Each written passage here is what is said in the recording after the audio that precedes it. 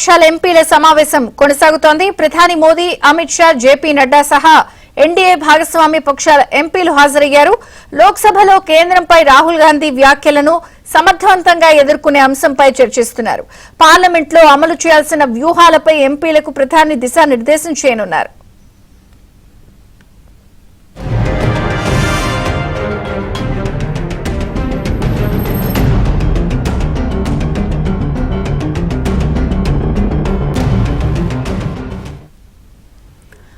అటు రాష్ట్రపతి ప్రసంగానికి ధన్యవాదాలు తెలిపే తీర్మానంపై ఇవాళ ఉభయ సభల్లో చర్చ కొనసాగనుంది. నిన్న ఉభయ సభల్లో ప్రతిపక్ష నేతలు మల్లికార్జున ఖర్గే, రాహుల్ గాంధీ ప్రసంగించారు. ఈ రోజు సాయంత్రం 5 గంటల తర్వాత ప్రధాని మోదీ సమాధానం ఇవ్వనున్నారు.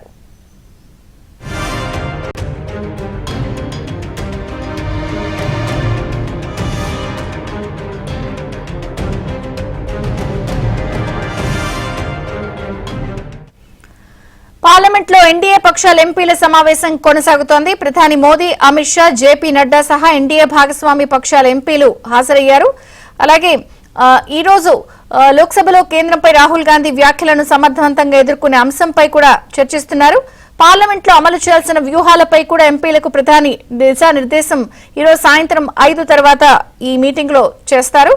మరిన్ని వివరాలు ఢిల్లీ బ్యూరో చీఫ్ కృష్ణని అడిగి తెలుసుకుందాం. కృష్ణ, విజయ్ చంద్రిక, రాష్ట్రపతి ప్రసంగం పైన నేటితో ఉభయ సభల్లో చర్చ ముగియబోతుంది. తొలుత లోక్సభలో, ఆ తర్వాత రాజ్యసభలో ప్రధాని మోదీ సమాధానం ఇవ్వబోతున్నారు. అయితే గతంలో చూసుకుంటే ప్రతి మంగళవారం బీజేపీ పార్లమెంటరీ పార్టీ సమావేశం జరుగుతుంది. ఆ పార్లమెంటరీ పార్టీ సమావేశంలో ఎంపీలంతా కూడా, బీజేపీ ఎంపీలంతా పాల్గొనేవారు. పార్లమెంట్ సమావేశాలు జరుగుతున్న సమయంలో జరిగే ఈ సమావేశానికి చాలా ప్రాధాన్యత ఉండేది.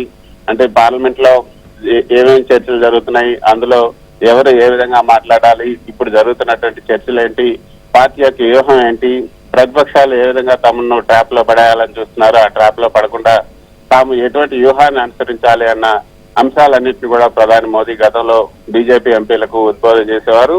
అయితే ఇప్పుడు ఎన్డీఏ ప్రభుత్వం కాబట్టి ఎన్డీఏ ఎంపీల సమావేశాన్ని ఏర్పాటు చేశారు. ఇక పార్లమెంట్ జరుగుతున్న నాళ్ళు కూడా ప్రతి మంగళవారం ఈ సమావేశాన్ని ఏర్పాటు చేసే అవకాశం ఉంటుంది. గతంలో పార్లమెంట్ లైబ్రరీ హాల్లో ఈ సమావేశం జరిగేది. ఇప్పుడు పార్లమెంట్ సెంట్రల్ హాల్లో ఈ సమావేశం జరుగుతుంది. ఈ సమావేశంలో ఇప్పుడు జరుగుతున్నటువంటి ఏదైతే ఇప్పుడు ఈ యొక్క ఈ పార్లమెంట్ సమావేశాల్లో ఎటువంటి వైఖరి అవలంబించాలి, తర్వాత ఇప్పుడు ఏమి కూడా పెద్ద క్వశ్చన్ అవర్ లేదు, తర్వాత చర్చలు కూడా పెద్దగా లేవు. రాష్ట్రపతి ప్రసంగానికి ధన్యవాదాలు తెలిపే తీర్మానమే.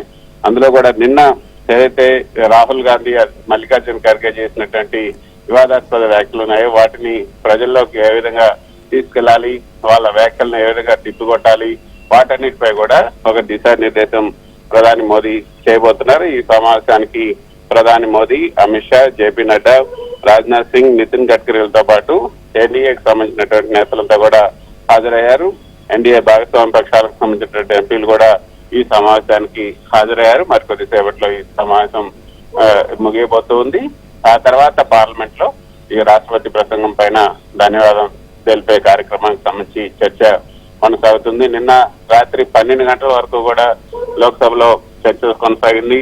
ఈ రోజు 4 గంటలు లేదా 5 గంటల కల్లా కూడా లోక్సభలో ఈ యొక్క చర్చ ముగియబోతుంది. ముందు లోక్సభలో ప్రధాని మోదీ ధన్యవాదాలకు సంబంధించినటువంటి తీర్మానం ముగింపు ప్రసంగాన్ని ఆయన చేయబోతున్నారు. ఆ తర్వాత రాజ్యసభలో చేస్తారు. రేపటితో ఉభయ సభలు కూడా వాయిదా పడబోతున్నాయి. విజయ చంద్రిక, రైట్. అంటే ప్రధానంగా ఈ భేటీలో అన్ని భాగస్వామ్య పక్షాలు పార్టిసిపేట్ చేస్తాయి కృష్ణ? ఖచ్చితంగా విజయ చంద్రిక, ఈ రోజు జరుగుతున్నటువంటి ఎన్డీఏ ఎంపీల భేటీలో ఎన్డీఏకి సంబంధించినటువంటి భాగస్వామ్య పక్షాలకు సంబంధించినటువంటి ఎంపీలంతా కూడా పాల్గొన్నారు.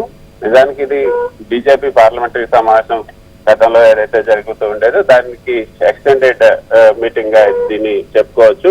ఎంపీలంతా కూడా ఉంటారు కాబట్టి సమన్వయంతో పనిచేయాల్సినటువంటి అవసరం ఉంది. మిగతా పార్టీలకు సంబంధించినటువంటి ఎంపీలతో కూడా కలుపుకొని పోయి ప్రతిపక్షాలు, అంటే ఈ గతంలో లాగా కాకుండా ఈసారి విపక్షాలు కూడా చాలా బలంగా ఉన్నాయి.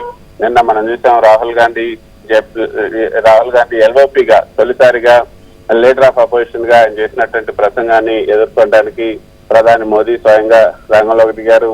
ఆయనే 3 సార్లు నిలబడి సమాధానం చెప్పాల్సి వచ్చింది.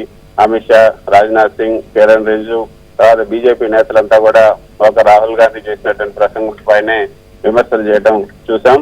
సో ఆ విధంగా ఈసారి లోక్సభలో అదేవిధంగా రాజ్యసభలో కూడా ప్రతిపక్షం చాలా గట్టిగా ఉంది.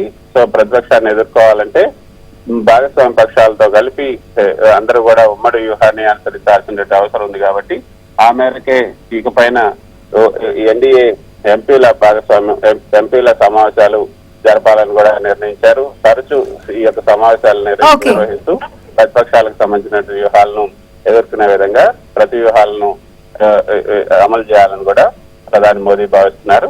అందులో భాగంగానే ఈ రోజు జరుగుతున్నటువంటి సమావేశాన్ని మనం చూడాల్సి ఉంటుంది. శ్రీ చంద్రిక. Thank you Krishna.